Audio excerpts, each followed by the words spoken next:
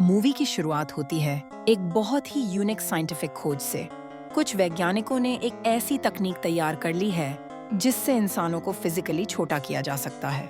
और भाई साहब, छोटा मतलब सीधा 5 इंच का इंसान। इस टेक्नोलॉजी का नाम है डाउनसाइजिंग।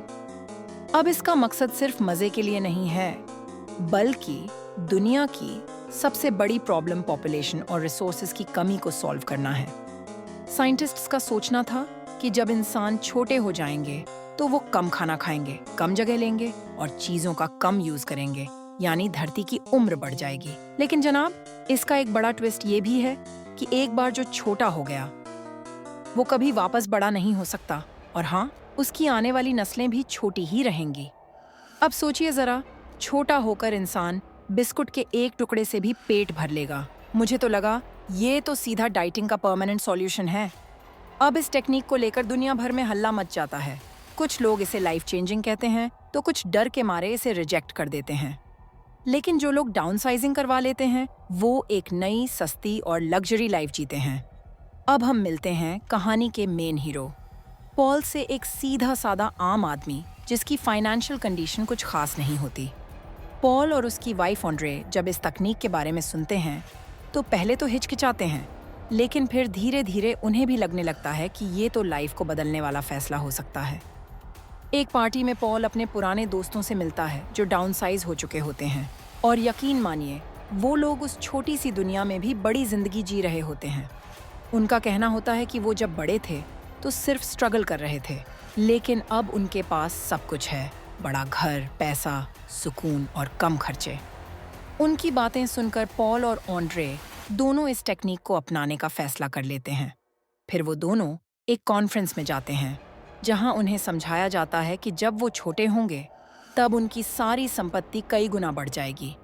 जैसे 100 रुपए की चीज अब 1 रुपए में मिल जाएगी, क्योंकि उन्हें उसकी उतनी जरूरत ही नहीं पड़ेगी। पॉल को तो ये सब सुनकर ऐसा लग रहा था जैसे वो लॉटरी जीत गया हो, लेकिन कुछ शर्तें भी होती हैं, जैसे शरीर में कोई आर्टिफिशियल चीज नहीं होनी चाहिए, नहीं तो खतरा हो सकता है। तो जनाब, पॉल अपने दांत का मैटल निकलवाता है, सारे बाल कटवाता है और ऑपरेशन के लिए तैयार हो जाता है। अब आता है कहानी का सबसे भावुक मोड़। पॉल डाउनसाइज हो जाता है, लेकिन जब वो अपनी बीवी से कॉल करता है तो ऑन्ड्रे बताती है कि उसने पीछे हटने का फैसला कर लिया है। जब ऑन्ड्रे के बाल कट रहे थे तब उसे एहसास हुआ कि वो अपने परिवार, दोस्तों और असल जिंदगी को हमेशा के लिए छोड़ रही है। पॉल को जब ये पता चलता है तो उसके होश उड़ जाते हैं। अब बेचारा छोटा हो चुका है और उसकी बीवी ने साथ छोड़ दिया है। फिर होता है उन दोनों का डिवोर्स, और पॉल नई जिंदगी शुरू करने के लिए एक स्पेशल डाउनसाइजिंग कॉलोनी में शिफ्ट हो जाता है। लेकिन वहां भी पॉल अकेला महसूस करता है। नई दुनिया, नए लोग, लेकिन दिल तो पुरानी जिंदगी में ही अटका होता है। इसी दौरान एक दिन न्यूज में दिखाया जाता है कि एक बॉक्स में कुछ डाउनसाइज लोग भेजे गए थे, लेकिन उनमें से सिर्फ एक लड़की जिंदा बची। अगले दिन वही लड़की पॉल के घर में सफाई करती हुई नजर आती है। उसका नाम एनगोक लैन ट्रान होता है। वो बहुत ही सिंपल और मेहनती लड़की होती है और पॉल की तरह ही अकेली होती है।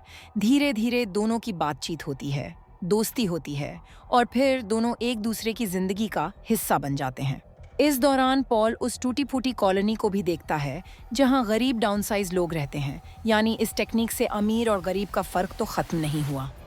आखिर में पॉल समझ जाता है कि असली खुशी साइज में नहीं, रिश्तों और इंसानियत में होती है। वो उनको के साथ रहकर लोगों की मदद करता है और वही उसका असली मकसद बन जाता है, एक छोटी दुनिया में एक बड़ा दिल लेकर जीना। और इस कहानी से हमें ये सीख मिलती है कि जिंदगी में साइज नहीं, सोच मायने रखती है, और सच्चा सुख हमारे फैसलों से नहीं, हमारे रिश्तों और इंसानियत से जुड़ा होता है।